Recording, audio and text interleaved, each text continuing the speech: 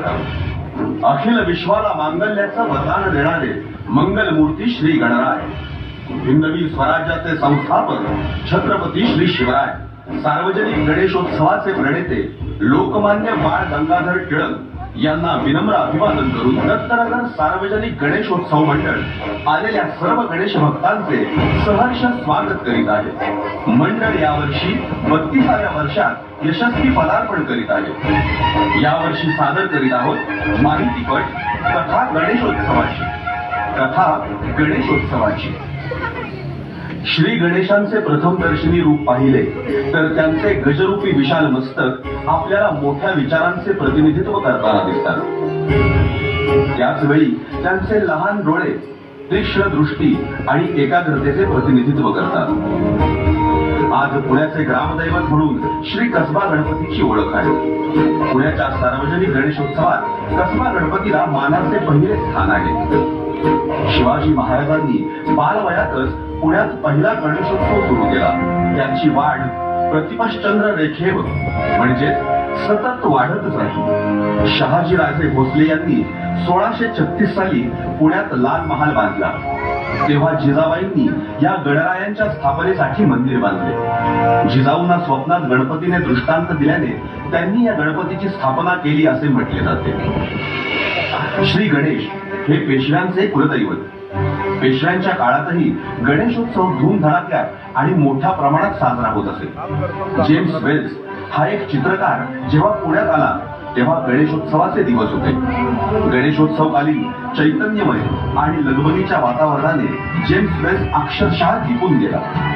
संपूर्ण पुण्यात गणेशोत्सवाच्या निमित्ताने करण्यात आलेली आरास, वाड्यातील दिव्यांची रोषणाई सोबत विविध पक्वान्नांचा दरवळणारा घमघमाट अशा वातावरणाने जेम्सला मोहून टाकले।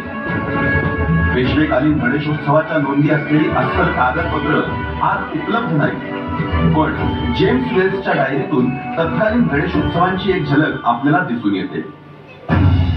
लोकमान्य टिळकांनी 1894 साली सार्वजनिक गणेशोत्सवाची सुरुवात केली। लोकमान्यांचा हा उत्सव केवळ धार्मिक नसून स्वदेश सेवेचा हा सार्वजनिक महायज्ञ आहे। महाराष्ट्रामध्ये मोठ्या धामधुमीत पार पडणाऱ्या या गणेशोत्सवाची अल्पावधीतच बाहेरच्या देशांनाही पुरळ पडली आणि भारताबाहेरही गणेशोत्सव मोठ्या धूमधडाक्यात साजरा केला जाऊ लागला। अमेरिकेतील शार्लट मराठी महामंडळातर्फे हिंदू सेंटरच्या पुढाकाराने गेली 38 वर्ष तसेच गणेश फेस्टिवल मार्फत फिलाडेल्फियातही गेली 15 वर्ष गणेशोत्सव साजरा केला जातो।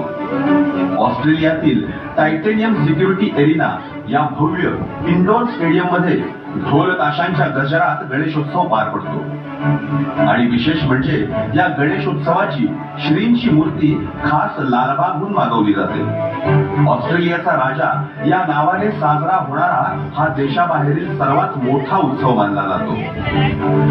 पाकिस्तानातील कराची मधल्या डोली खाटा आणि क्लिफ्टन येथील शिवगणेश मंदिरातही महाराष्ट्र पंचायतच्या वतीने मोठ्या प्रमाणात गणेशोत्सव साजरा केला जातो। इंग्लंड इथं राहणाऱ्या ब्रिटिश हिंदू लोकांच्या समुदायाकडूनही गणेश चतुर्थी साजरी केली जाते। प्रेरणादायी, उत्साहवर्धक असा हा श्री गणेशोत्सव सामाजिक बांधिलकी जपत मॉरिशस, मलेशिया आणि सिंगापूर येथेही साजरा केला जातो। याचबरोबर घानामध्ये आफ्रिकन वंशीय हिंदू गणेश चतुर्थी साजरी करतात।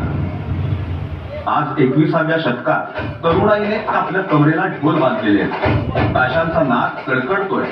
गणेशोत्सवाची पालखी मोठ्या दिमाखात आणि डौलात आपल्या खांद्यावर तरुणाई मिरवत आहे। याच ढोल ताशांच्या कडकडाटात गणरायांच्या चरणी सारे मनभेद, उच्च नीचता विसर्जित व्हावी। उत्साहाचा आणि प्रबोधनाचा मूळ उद्देश सर्वदूर व्हावा हीच गणरायांकडे प्रार्थना।